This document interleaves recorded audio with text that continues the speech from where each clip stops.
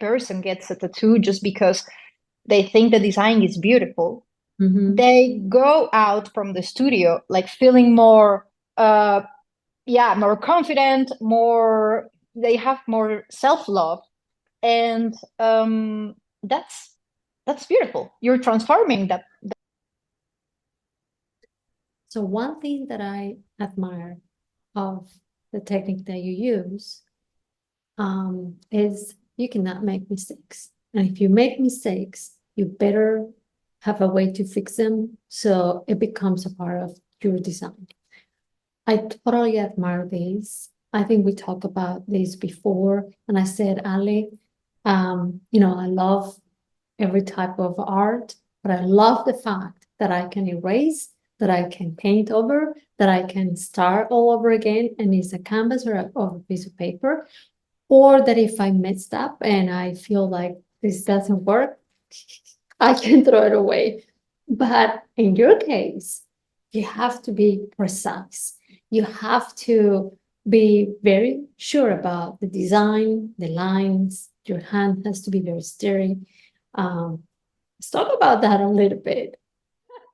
So you have that responsibility. At the beginning, it's really scary, but I think it's like any other job. No, at the end, you get used to that pressure, and you get used to it. At the beginning, I can remember I was sweating, I was nervous, I was like preparing myself, breathing, meditating before every tattoo session.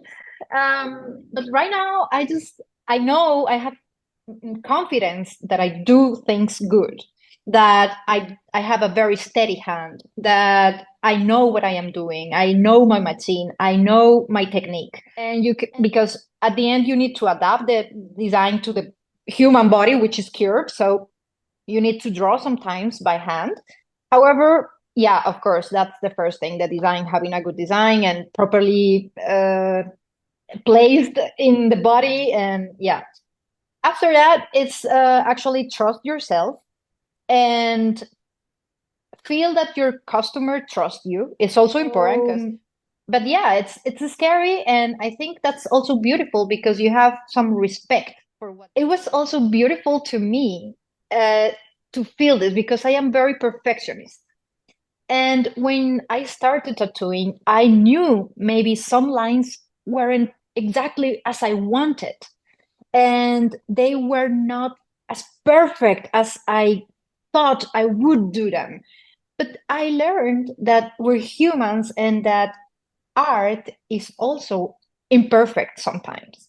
I'm so glad, Ali, that you mentioned that because I think it happens to every artist and everyone that creates something.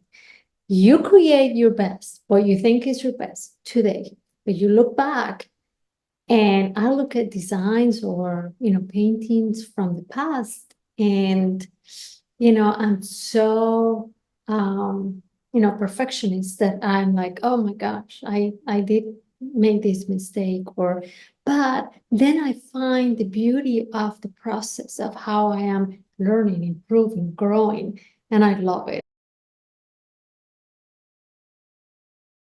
You need to know the rules to break the rules in a good way.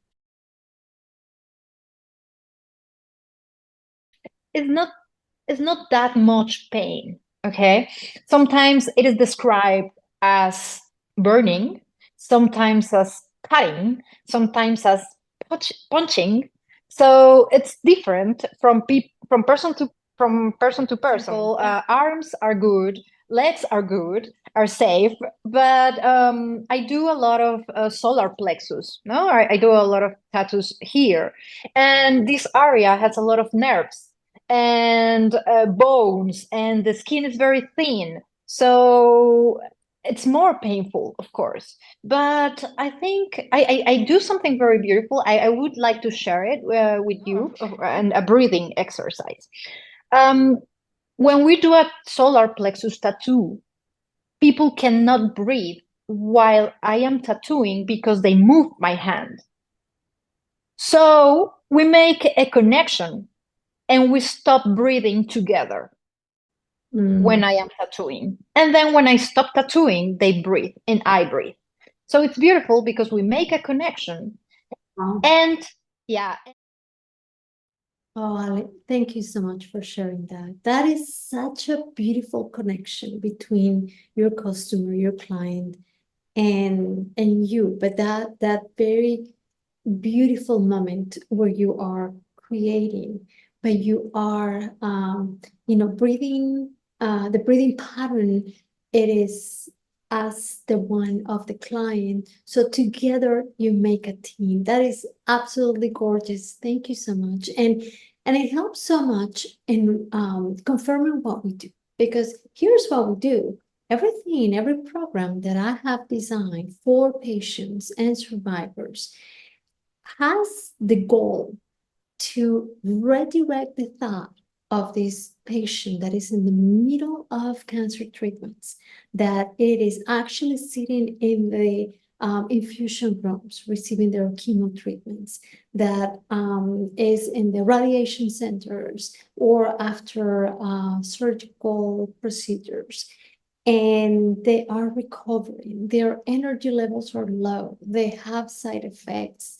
They have anxiety. They have a lot of thoughts, fear.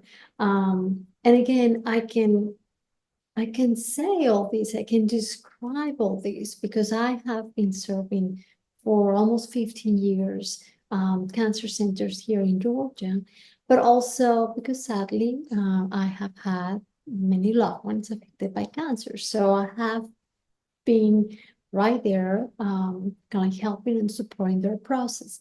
So the fact that in a way you are redirecting the thought of this patient, of this client of yours, from not concentrating on the pain, but concentrating on the breathing so you guys can breathe at the same time. And at the end, that design can be successful. Is such a beautiful description of how your mind works and how it is so important to create some activity that helps your brain and your body. So thank you so much for sharing that. it's crazy when you take an image and you see it through a mirror. Crazy. I don't know. It's crazy. It's a complete different image when you use the other side of your brain through when you look through a mirror. It's crazy. So I think that like when you look an image and you work on it from different angles, you get more ideas and you can make a good brainstorming. I definitely think every piece of art I create has an influence of the moment I am living in the moment I make that piece of art.